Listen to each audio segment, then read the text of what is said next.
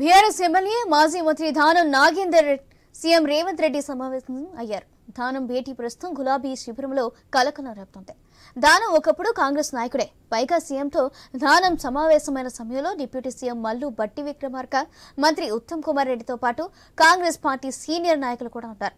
AICC రాష్ట్ర వ్యవహారాల in charge Deepa Das మున్షితో పాటు మరికొందరు సీనియర్లు అక్కడే ఉంటారు. దీంతో దానం నాగేందర్ కాంగ్రెస్ లోకి వెళ్తారా అనే సందేహాలు కలుగుతున్నాయి.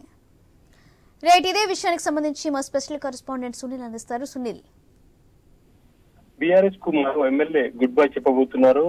ఇప్పటికే భద్రాచలం ఎమ్మెల్యే ఆ పార్టీకి గుడ్ బై చెప్పి కాంగ్రెస్ లో చేరారు. ఇక తాజాగా గ్రేటర్ హైదరాబాద్ కార్పొరేషన్ పరిధిలో ఖైరతాబాద్ నుంచి ప్రాతినిధ్యం వహిస్తున్న దానం నాగేందర్ కొద్దిసేపటి క్రితం సీఎం ని కలిశారు.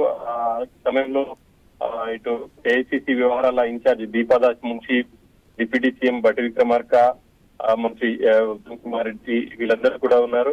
ఈ భేటీలో పలు కీలక అంశాలు అయితే చర్చించినట్టు తెలిసింది. ఆయన కాంగ్రెస్ లో జాయిన్ అయ్యేందుకు సిద్ధం అయినట్టుగా కూడా తెలుస్తుంది. గత కొంతకాలంగా దానం నాగేందర్ పార్టీ మారతారని చెప్పేసి ప్రచారం జరిగినప్పటికీ దానికి సంబంధించి అయితే ఎక్కడ కూడా ఆయన ఎటువంటి ప్రకటన చేయలేదు. ఈ రోజు నేరుగా ఆయన జూబ్లీ హిల్స్ లోని సీఎం నివాసానికి వెళ్లారు. సీఎం తో భేటీ అయ్యారు.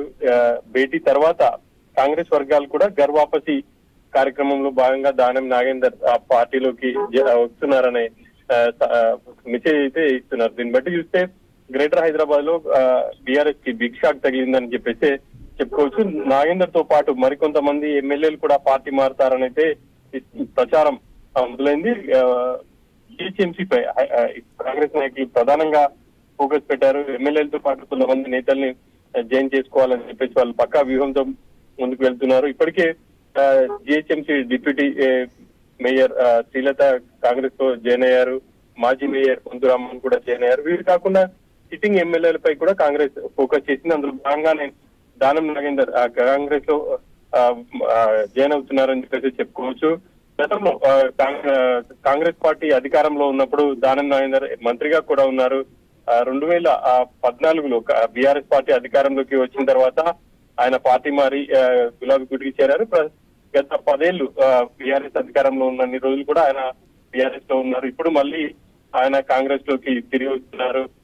గర్వాపసి అని చెప్పేసి కాంగ్రెస్ నేతలు చెప్తుంటే, మరోవైపు అదే నియోజకవర్గానికి చెందినటువంటి కొంతమంది కాంగ్రెస్ నేతలు మాత్రం తీవ్ర అసంతృప్తిని వ్యక్తం చేస్తున్నారు.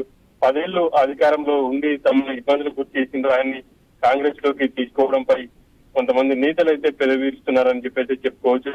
ఇక ఇటు గ్రేటర్ హైదరాబాద్ కాకుండా మిగతా ఎమ్మెల్యేలపై కూడా కాంగ్రెస్ పార్టీ ఫోకస్ పెట్టింది. మరికొంతమంది ఎమ్మెల్యేలు కూడా జాయిన్ అవుతారని అయితే తెలుస్తుంది.